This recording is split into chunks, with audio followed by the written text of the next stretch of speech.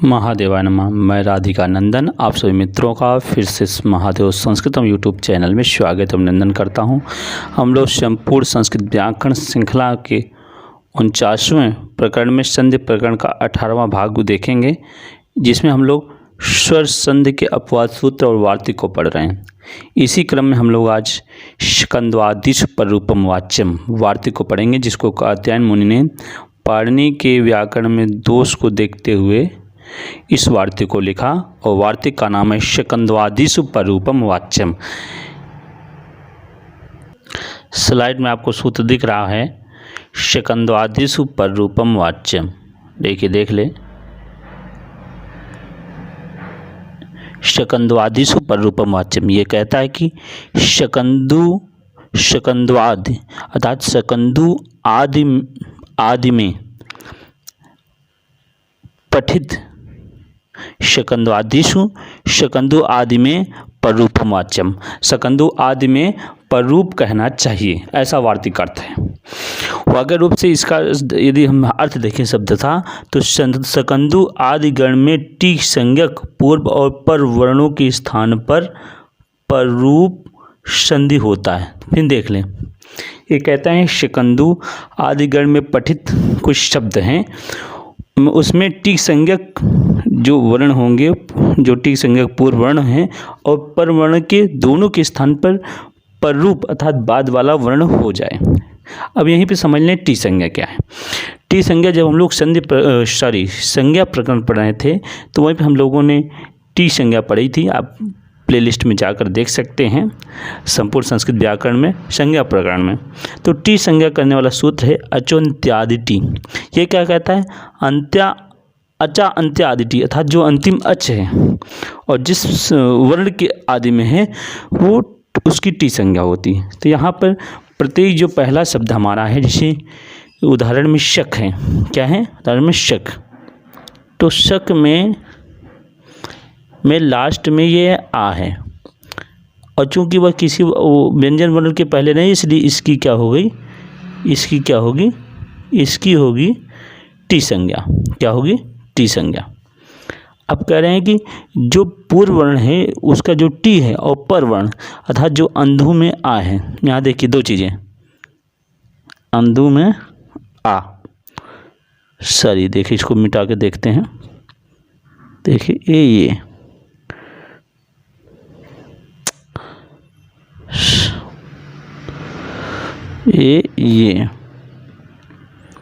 Sorry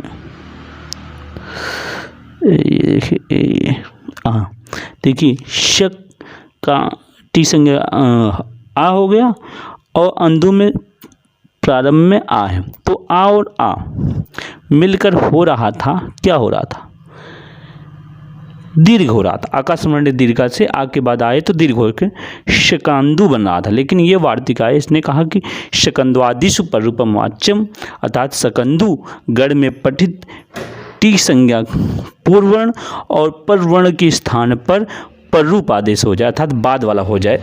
बाद वाला जो आ है वही हो जाए और शक में जो आ है उसका टी हो जाए और टी के बाद मिलेगा तो स्कंदु बनेगा। यदि अगर ये वार्तिक ना होता, अगर ये वार्तिक न होता तो स्कंदाधु बनता, जो अशुद्ध शब्द होता व्याकरण की दृष्टि से।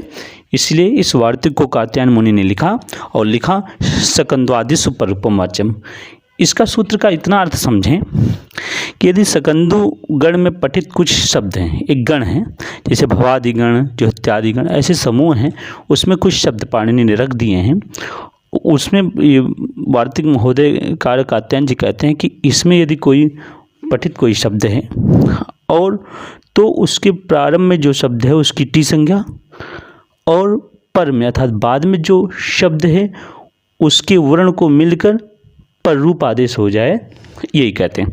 अब देखिए शक शब्द स्कंद्वादिषु पररूपम वाच्यम वार्तिक के आधार पर स्कंदु गण में पठित है। अब इसका जो टी है, का जो टी आ है वो और अंधु का जो आ है दोनों मिलकर पररूप होकर स्कंदु बना। उसी तरह आगे भी देख लीजिए, अगला उदाहरण देखेंगे हम लोग। अगला उदाहरण है कर्क प्लस अंधु। कर्क प्लस अंधु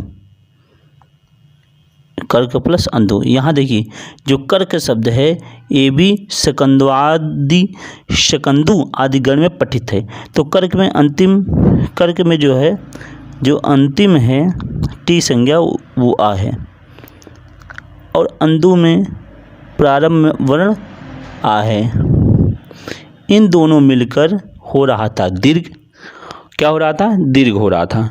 तो चूंकि कर्क इस वार्तिक से सकंद्वादिश पररूपम वार्तिक से कर्क का जो टी संज्ञा आ है उसका और बाद वाला जो वर्ण आ है दोनों मिलकर पररूप अर्थात बाद वाला अक्षर हो गया। बाद वाला जो आ है वही रहा और पहले वाला जो टी है वो लोप होकर करकंदु शब्द बना। क्या बना? करकंदु। इसका अर्थ होता है कर्क नामक राजा का कूप। कूप मतलब कुआं। कर्क नामक राजा का कूप। अब आइए दूसरा शब्द है मनस प्लस ईसा। यहाँ समझ लें मनस प्लस ईसा। अब सर्वप्रथम हम देखेंगे मनस में टी संज्ञक वर्ण क्या है। तो हम जानते हैं मनस में अस टी संज्ञक है। क्या है? अस, क्योंकि अंतिम अक्ष आ है, नकार का आ है और उसके बाद में जो व्यंजन सा है दोनों मिलकर वर्ण समुदाय की अस की टी संज्ञा हुई। उसके बाद ईसा का ई जो है योग हो रहा था, ई का योग हो रहा था। फिर ये वार्तिक आया शकंद्वादिश पररूपम वाच्यम। यह बोलता है कि शकंदु गण में पठित। तो मनस शब्द शकंदु गण में पठित था, इसलिए पर आदेश होकर पर आदेश होकर पररूप हो गया और बना मनीषा। मनीषा मतलब बुद्धि। अगर ये ना होता तो मनसीसा बनता जो अशुद्ध हो जाता व्याकरण दृष्टि से। इसलिए कात्यायन महोदय को शकंद्वादिश पररूपम वाच्यम या वार्तिक लिखना पड़ा। और इसका अर्थ है कि शकंदु गण में जो पठित हैं जैसे सक, कर्क, मनस, मार्त, पतत इत्यादि शब्द का जो टी है और बाद वाले वर्ण से जब मेल होगा तो पररूप आदेश हो जाएगा। यह पररूप संधि करने वाला ये वार्तिक है सूत्र। आइए आगे। तो मनस लनीसा मनीषा बना। फिर अगला है मार्त प्लस अंडा। मार्त प्लस अंडा यहाँ देख ले फिर से है मार्त प्लस अंडा। अब देखिए मार्त में आ टी संज्ञक वर्ण है और अंडा में अंतिम आ है, दोनों मिलकर दीर्घ हो रहा था। लेकिन ये सूत्र आया शकंद्वादिश पररूपम वाच्यम। इसने कहा कि शकंदु गण में पठित है मार्त शब्द, इसलिए उसकी टी संज्ञक आ और बाद वाले वर्ण अंडा का आ से योग होकर पररूप अर्थात बाद वाला वो आदेश हो जाए और इस तरह आदेश होकर मार्तंडा बना। क्या बना? मार्तंडा। क्या बना? मार्तंडा। मार्तंडा माने सूर्य। यदि ये वार्तिक न होता मार्तांडा बनता और जो अशुद्ध शब्द हो जाता। जो शब्द क्या हो जाता? अशुद्ध हो जाता। अब आइए अगला सूत्र पतद्धन अंजलि। पतंजलि देखिए यहाँ पे पतत प्लस अंजलि था। क्या था? पतत प्लस अंजलि। इसका जो पहला है पतत में इसमें टी संज्ञा अत है और अंजलि में अंजलि का आ से योग हो रहा था। अब इस सूत्र है कहा कि यदि शकंद्वादिश गण में पठित हो तो बाद वाले वर्ण की तरह आदेश हो जाए अर्थात पररूप आदेश हो जाए और बन जाए पतंजलि। शकंद्वादिश पररूपम वाच्यम इस सूत्र के आधार पर बना शब्द पतंजलि। पतंजलि पतंजलि। यदि ऐसा ये सूत्र ना होता तो बनता